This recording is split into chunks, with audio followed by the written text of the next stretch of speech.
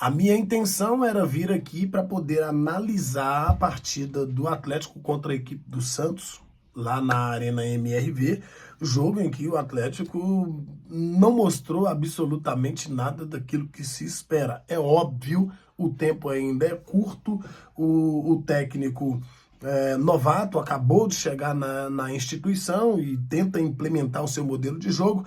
Já a segunda partida, com duas formações diferentes, dois esquemas táticos diferentes também, e isso dificulta ainda mais, né, que os jogadores consigam assimilar no espaço de tempo tão curto. Só que tem um problema muito grave diante disso aí, né? O Atlético não tem tanto tempo, porque no Campeonato Brasileiro a zona de rebaixamento bate na porta, né? São apenas 3 pontos que separam o Atlético da equipe do Vitória, que por sua vez não venceu o seu jogo, acabou sendo derrotado na rodada, e aí deu um respiro a mais para a equipe atleticana. No primeiro tempo desse jogo, o Santos foi superior ao Atlético. O Santos é quem esteve com o domínio do jogo nas mãos pela maior parte da primeira etapa, né? Afinal de contas, o técnico da equipe do Santos está há mais tempo à frente do cargo, né? E aí é natural que a sua equipe tenha um pouco mais de sustentação tática, né? Mas ainda assim não conseguiu produzir o suficiente para poder abrir o placar na primeira etapa. O Atlético que abriu o placar no segundo tempo, com um belo gol do Igor Gomes, diga-se de passagem, depois de um belo lançamento que recebeu, dominou orientado e bateu por baixo do goleiro, abrindo o placar para o Atlético na Arena MRV. O Santos, que teve um jogador expulso, né, no caso o Zé Ivaldo, que já tem um histórico muito complicado de expulsões, principalmente contra o Atlético, né? Quando jogava pelo Cruzeiro, ele tinha um embate travado com o Hulk em todas as partidas e acabou sendo expulso com 2 jogadas, inclusive contra o próprio Hulk, e aí o Atlético com 1 a mais. O que se esperava, o que pensava era de que o Atlético iria para cima, fazer mais 1, fazer 2, fazer 3 e acabar vencendo a partida, mas isso acabou não acontecendo. Um pênalti aos 38 minutos, Tiquinho Soares bateu e converteu em gol, o que fez com que o Atlético amargasse mais um empate na Arena MRV, e o torcedor do Atlético já não está com nenhum pingo de paciência.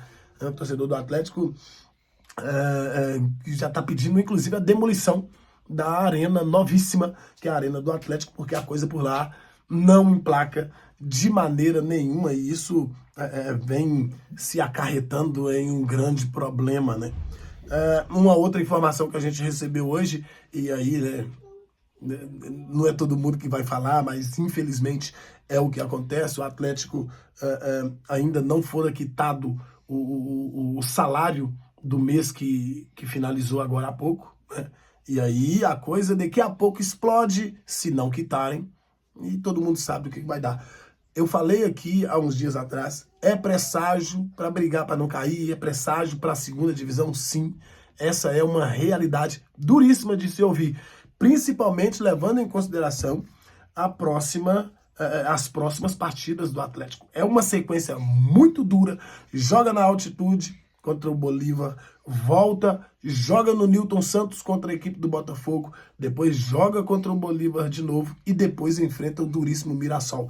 É uma sequência de 4 jogos dificílimos para o Atlético, e é importante dizer que o desgaste por causa da viagem vai ser muito grande, e a pressão de vencer no Campeonato Brasileiro. O mais importante para o Atlético neste momento é sair da Sul-Americana e focar só no Campeonato Brasileiro, porque senão a coisa pode degringolar, e muito, ali na frente. O outro assunto extremamente importante que eu quero tratar com vocês aqui é o que aconteceu hoje lá na Arena MRV. O goleiro Everson, eu vi a matéria no OneFootball, trouxe uma denúncia de que a sua filha foi assediada sexualmente nos arredores do estádio, ali no estacionamento onde os jogadores, diretoria, colocam os seus carros. Tinha alguns torcedores ali aguardando a passagem dos jogadores, a chegada dos jogadores, para poder fazer cobranças referentes ao jogo, e aproveitaram e assediaram uma criança de 13 anos. Gente, nós estamos falando de uma criança de 13 anos de idade. Isso é inaceitável.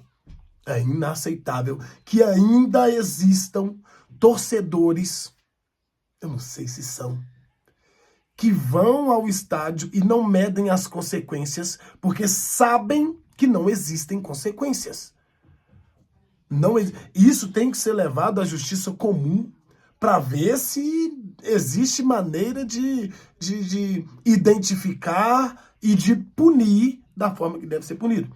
Porque, infelizmente, até a justiça tem dificuldade na punição desse tipo de crime. Isso é extremamente perigoso para quem comete, porque um camarada que tem coragem de aliciar uma criança de 13 anos na frente de outras pessoas, imagine vocês o que esse tipo de pessoa não tem coragem de fazer quando ele não está diante de outras pessoas. É muito complicado, é inaceitável. Fica aqui a minha revolta e as minhas condolências ao goleiro Everson, porque isso não se faz, isso não existe. Eu não vou dizer que é imperdoável não, porque seria muito pesado da minha parte tratar dessa maneira. Mas é o tipo da coisa que talha o sangue de qualquer pai. Eu que sou pai de menina, eu sinto isso na pele. Porque é o tipo da coisa que você não aceita, que você não admite. Então essas pessoas precisam rever os seus conceitos quanto seres humanos. Se são torcedores ou não, se são bandidos, vagabundos, infiltrados no meio da torcida, que sejam eles identificados e banidos. Isso não pode ser levado de qualquer maneira, não pode se fingir que isso não aconteceu. Tem que vir a público sim, tem que se posicionar sim, tem que pedir justiça sim, e a cobrança tem que ser pesada em cima desse bando de vagabundo que não respeita a família dos outros.